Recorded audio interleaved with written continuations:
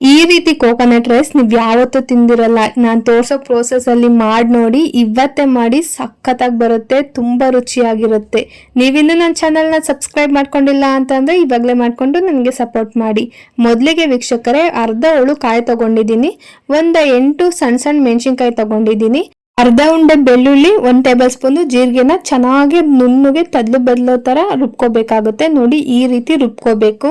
ಇವಾಗ ಗ್ಯಾಸ್ ಮೇಲೆ ಬಾಣ್ಲಿ ಇಟ್ಕೊಂಡಿದ್ದೀನಿ. ಬಾಣ್ಲಿಗೆ 2 ಟೇಬಲ್ ಸ್ಪೂನ್ ಆಗೋಷ್ಟು ಎಣ್ಣೆ ಹಾಕೊಂಡಿದ್ದೀನಿ. ಎಣ್ಣೆ ಕಾದಿದ್ದಾದ್ಮೇಲೆ 1 ಟೇಬಲ್ ಸ್ಪೂನ್ ಜೀರಿಗೆ, 1 ಟೇಬಲ್ ಸ್ಪೂನ್ ಸಾಸಿವೆ ಹಾಕೊಂಡಿದ್ದೀನಿ. ಸಾಸಿವೆ ಚಿಟಪಟ ಅಂತ ಸಿಡ್ದಿದ್ದಾದ್ಮೇಲೆ ಕರ್ಬೇವಿನ ಸೊಪ್ಪನ್ನ ಹಾಕೋತಾ ಇದ್ದೀನಿ. ಕರ್ಬೇವಿನ ಸೊಪ್ಪು ಕೂಡ ಫ್ರೈ ಆಗಿದ್ದಾದ್ಮೇಲೆ 1 ಟೇಬಲ್ ಸ್ಪೂನ್ ಆಗುವಷ್ಟು ಕಡಲೆಬೇಳೆ ಹಾಕೋತಾ ಇದ್ದೀನಿ. ಸ್ವಲ್ಪ ಕಡಲೆ ಬೀಜ ಹಾಕೋತಾ ಇದ್ದೀನಿ. ಹಾಗೇನೆ ಉದ್ದಿನ ಬೇಳೆ ಒಂದ್ ಸ್ವಲ್ಪ ಹಾಕೋತಾ ಇದ್ದೀನಿ. 1 ಟೇಬಲ್ ಸ್ಪೂನ್ ಉದ್ದಿನ ಬೇಳೆ ಹಾಕೋತಾ ಇದ್ದೀನಿ.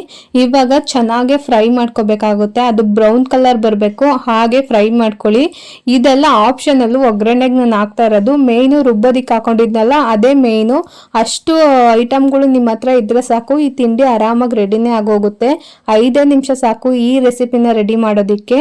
ಇವಾಗ 1 ಈರುಳ್ಳಿನ ಮೀಡಿಯಂ ಸೈಜ್ ಅಲ್ಲಿ ಹೆಚ್ಕೊಬಿಟ್ಟು ಹಾಕೋತಾ ಇದ್ದೀನಿ. ಈರುಳ್ಳಿನ ಅಷ್ಟೇ ಹಸಿ ವಾಸನೆ ಹೋಗೋವರೆಗೂ ಚೆನ್ನಾಗಿ ಫ್ರೈ ಮಾಡ್ಕೋಬೇಕಾಗುತ್ತೆ. ನಾನು ಮಾಡ್ತಾ ಇರೋದು ಒಂದು 3 ಜನ ಹೊಟ್ಟೆ ತುಂಬುವಷ್ಟು ತಿಂಡಿ ಮಾಡ್ತಾ ಇದ್ದೀನಿ.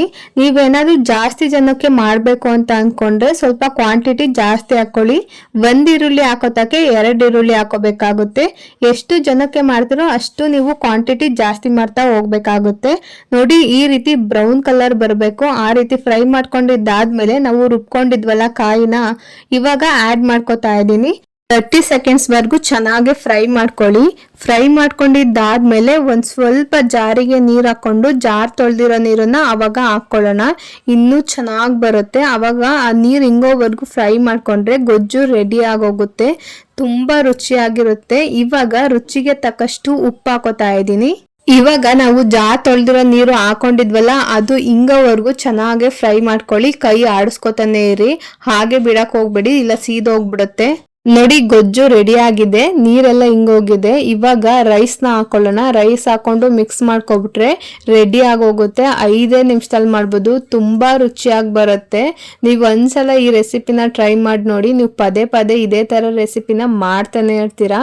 ಅದು ಎಮರ್ಜೆನ್ಸಿ ಇರ್ಬೇಕಾದ್ರೆ, ಮಕ್ಕಳು ಟಿಫನ್ ಬಾಕ್ಸ್ ರೆಡಿ ಮಾಡ್ಬೇಕಾದ್ರೆ ಈ ತರ ರೆಸಿಪಿ ಅಮ್ಮಂದ್ರಿಗೆ ತುಂಬಾ ಹೆಲ್ಪ್ ಮಾಡುತ್ತೆ ಅಂತಾನೆ ಹೇಳ್ಬೋದು. ಸಖತ್ತಾಗಿರುತ್ತೆ, ರುಚಿಯಾಗಿರುತ್ತೆ, ಕಡಿಮೆ ಸಮಯದಲ್ಲಿ ಮಾಡ್ದಂಗೂ ಆಗುತ್ತೆ.